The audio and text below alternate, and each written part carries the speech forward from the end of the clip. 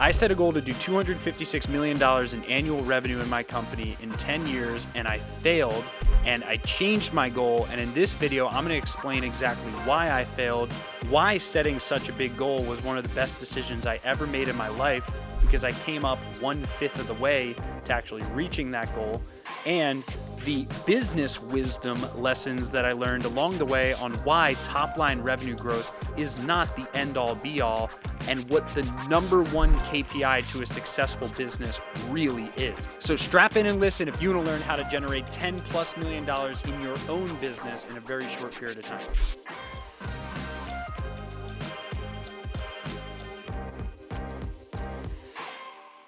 Welcome to another episode of the Bill Hauser podcast. This week, I'm going to be talking about why I abandoned my $256 million by 2026 goal.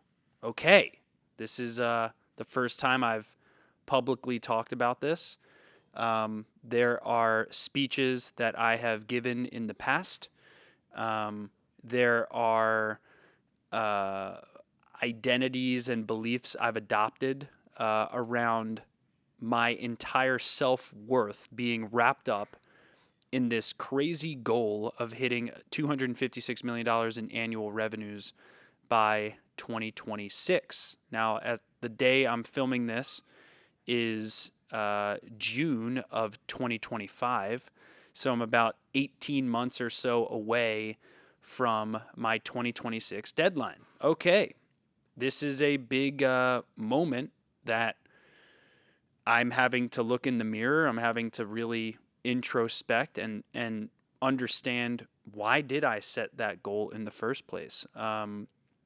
And was it the right goal? And why did I want to reach that goal more than arguably I wanted to breathe at some points? So I'll bring you back to when I started my company and the extent of how I set the goal of hitting 256 million and the lessons I went through along the way that changed my belief of hitting that goal. Okay. So about 7.5 years ago, when I started S&B team, I was in a apartment complex called the Drake. It's like a small apartment complex. I was living in the penthouse, basically, of this Drake, the place called the Drake, and I was with all these other entrepreneurs, and we split the penthouse 6 ways. So it was 6 bedrooms, and each of us had a bedroom in this penthouse. So I promise you, at that point in time, I could not afford the penthouse all by myself. So we split it with 6 entrepreneurs, 5 entrepreneurs, and me. At the time, none of them were entrepreneurs, myself included, except for one of them. Everyone else was wantrepreneurs. Everyone wanted to start their own business. And it was at that point in time when I moved in there that I quit my job at yellowpages.com. And during the 8-month time period after I quit my job, I had a lot of time alone to really reflect on what I wanted to build. I was obsessed with the book Think and Grow Rich. I was constantly reciting goals to myself that I wanted to reach. And this one day I pulled out a Excel spreadsheet and I started writing out how much, when I started this company that didn't exist at the time, how much revenue my company could do, and also how big of an impact the company could have. And in that process, I kind of brainstormed and mapped out what my revenues would be each year for the first 10 years of starting my company. And I mapped it out, and I, did 500,000 in my first year, 1.5 in my second year on this mind map exercise. Like, again, this is all fictional. 1.5 in my second year, 4.5 in my third year. It was like 10 million in my fourth year. And then it went up from there all the way up to 256 million in revenue by my 10th year in business, right? And having no financial acumen, having no experience in business, basically just whiteboarding this stuff out and putting these goals on Excel spreadsheets, I came up with this $256 million revenue target. So I put it in my back pocket. I started writing it down every single morning. I started reciting to myself that I do 256 million in revenue, and we were off to the races, right? For my first 4 years in business, there was no doubt in my mind that I was going to reach that goal, right? And I remember when I hit my 5th year in business was the first time that goal was really challenged. My 5th year in business, I believe I set a goal of doing something like 20 million in revenue. And we actually only did like, I think 14 or 15 million in revenue. And I remember thinking to myself, holy crap, hitting this $256 million goal by 2026 is going to be really, really hard. I got to learn so much more than I thought, right? And at that point in time, after not hitting that goal in my 5th year in business, I started to accumulate some business wisdom, where I started realizing the trade-offs of growth. That year, my 5th year in business, my partner and I would have to wire about $700,000 to our company's bank account from our personal funds to be able to make payroll. And we were achieving rapid growth. We were growing. We weren't hitting my goals, but we had gone from 0 to 15 million in revenue in 5 years. And yet we were having to wire money to our company's bank account. It was a really painful experience. It sucked because to have all this external growth and all this progress and success, and then to have to wire money to keep your company afloat was a really, really crappy feeling. So from that point on, instead of being top-line revenue growth focused, we started also becoming focused on net profit and becoming more focused on our bottom line, right? Prior to that point, it was always top line, top line, top line. And from that point in time, we rolled out our first real financial modeling for the company, and we took our profits from basically like 300,000 in 1 year to like 1 million the next year to like adjusted profit of 4 million the next year. And now this year, way, way beyond that. And our company, is on pace to have a much higher valuation as a result of this. I remember the first time I had my company valued, I thought that, I've had multiple different people value my company. And every single time the person who valued my company did it based on a multiple of net profit, right? So when I had my company, an arm's length valuation done on my company, as it's called, at a lower level, when I had almost no profit at all, the company was worth not much because here's the truth. People don't necessarily give you software margins. They don't give you software multiples. Sometimes you'll see companies that are in software businesses that trade at like 20 times, 30 times, 40 times earnings. Well, service-based businesses typically don't get multiples like that. So it was that point in time I realized, like, why am I doing this? Why am I, doing growth for growth's sake, right? There were so many things broken in my company, so many things that needed to be fixed, systems and processes broken, client complaints. There were so many things that, I was looking past because of the kind of addiction to growth that I wasn't able to build an operational masterpiece. And that really pained me because why am I in business? I'm in business to provide value to people, right? I'm not in business to, hit my own personal arbitrary financial goal. That's not fulfilling to me. That was a goal setting exercise I did, alone in an apartment when I was unemployed and had no business experience. So what's more important to me? Some arbitrary goal that I set and repeated to myself every day for 5 years, or actually providing intrinsic value to people? And also, having 150 people on my team now, I also owe it to my team to stay profitable, right?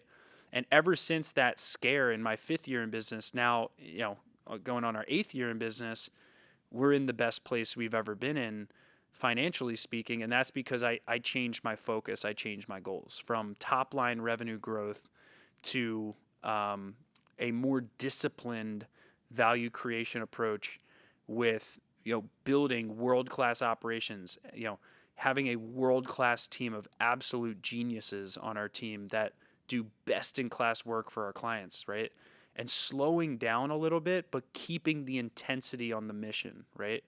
And I think that's basically maturity. I think looking back, there wasn't a lot of maturity in my decision making. My decision making was really, what's it going to take to hit this arbitrary, zoomed out gross revenue goal? I probably wasn't treating people the best during that time period. I wasn't as happy during that time period. I certainly wasn't doing things I love outside of work during that time period. And what's the point of all this? What's the point of running a company? What's the point of building something spectacular with a group of amazing people if you don't enjoy it, right? So I started learning about, the trade-offs and the things I had really deviated from, both personally, professionally, and especially financially. The financial challenges that came as a result of growing that fast and growing that fast sloppily with no financial measures in place. So what's interesting is I've really learned over the last 8 years or so that the growing a business game from a value creation standpoint really comes down to enterprise value. It's something I talk about a lot. Like, the value of your company is really a reflection of so many things, right? Like, I'll give you an example. Let's say a company is doing $100 million in revenue. A service-based business is doing $100 million a year in revenue, right?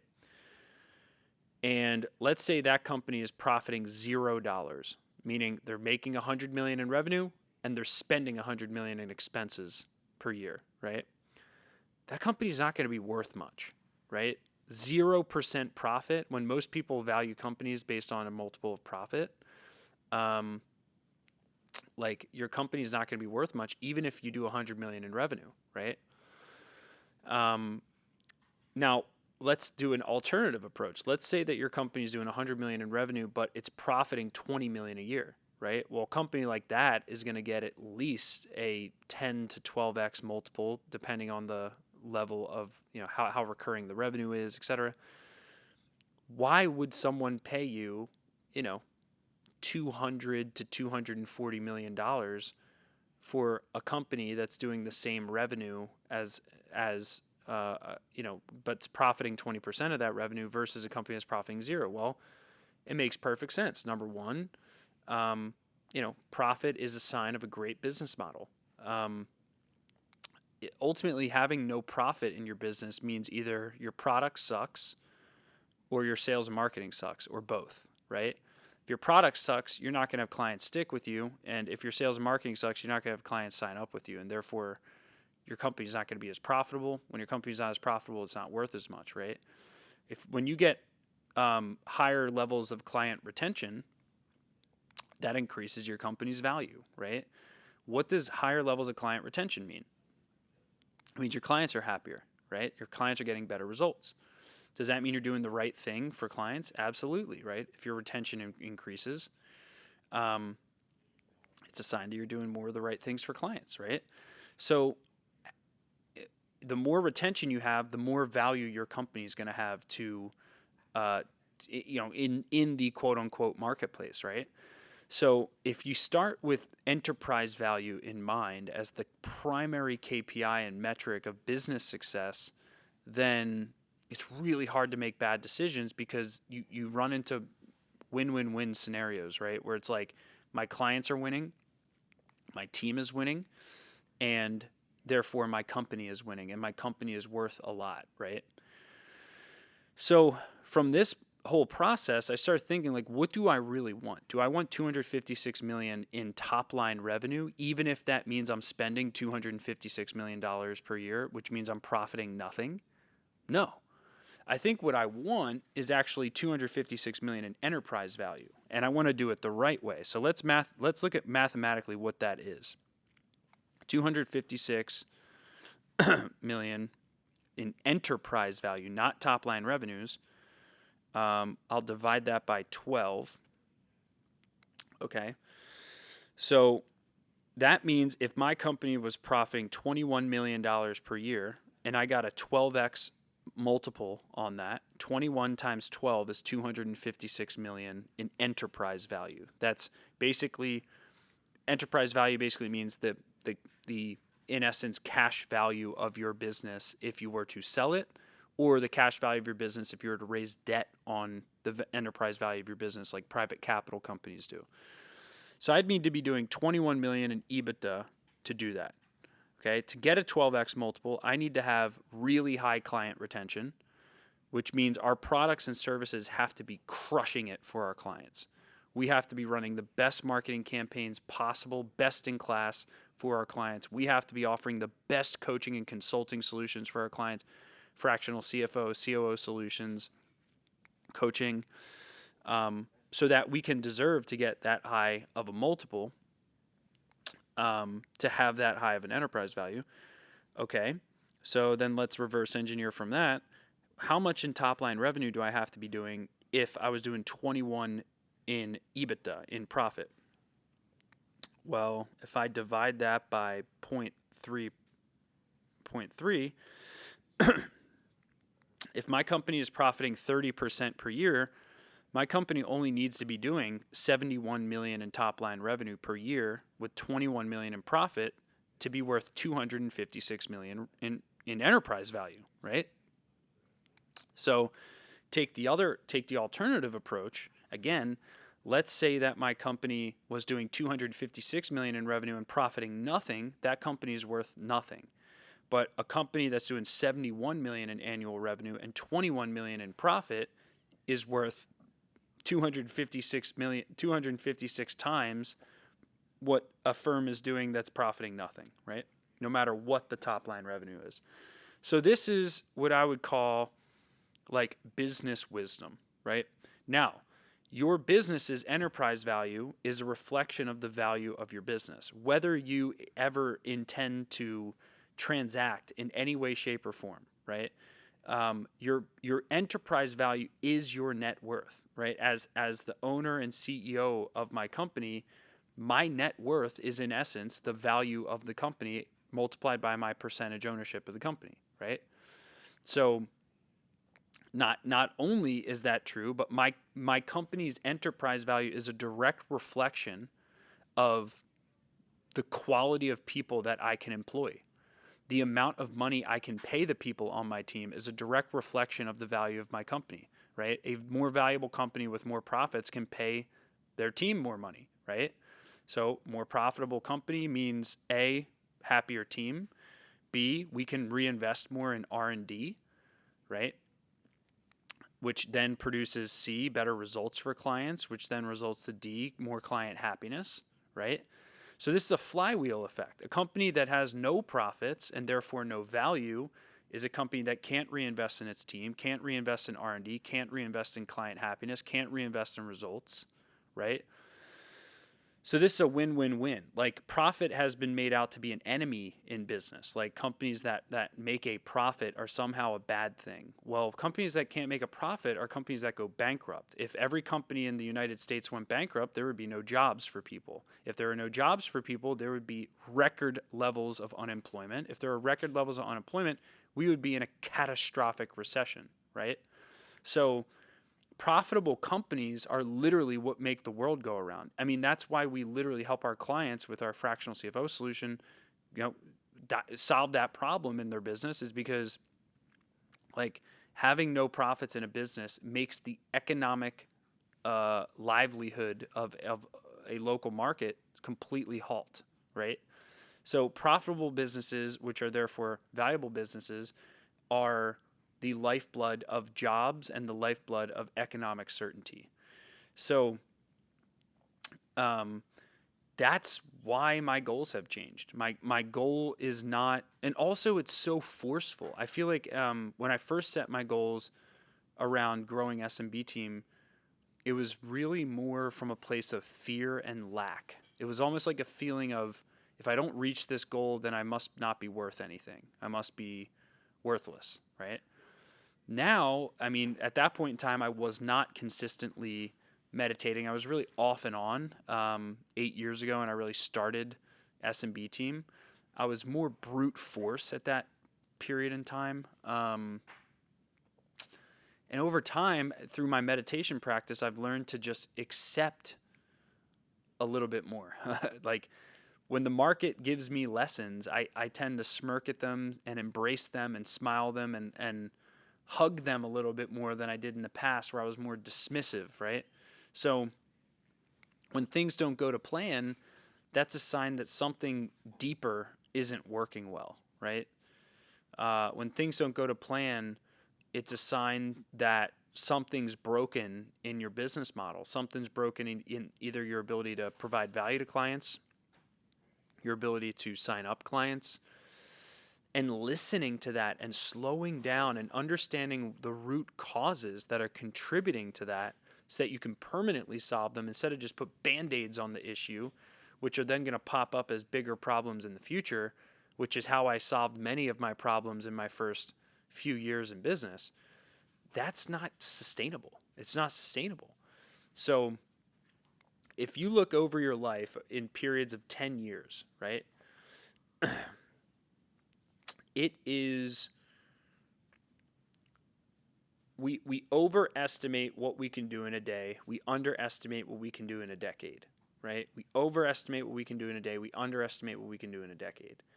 If you look at your life in periods of decades, holy crap, there is so much that you can do and accomplish in a decade, in 10 years of time. Allow yourself the luxury of looking at your life in 10-year chunks. Because, I always hate when people say life goes so fast. Like, dude, life is the only thing you're ever going to get. If you choose to look at it as going fast, you're going to wake up one day and you're going to realize it's all gone really fast. So I choose to believe that life is the slowest thing we will ever be given, because it is. Technically, it's the longest thing you will ever be given in life is your life, right? So to look at it as short and, it just goes by so quick constantly, when it's literally the longest thing you will ever be given in your life, man, how naive is that, right? How short-sighted is that?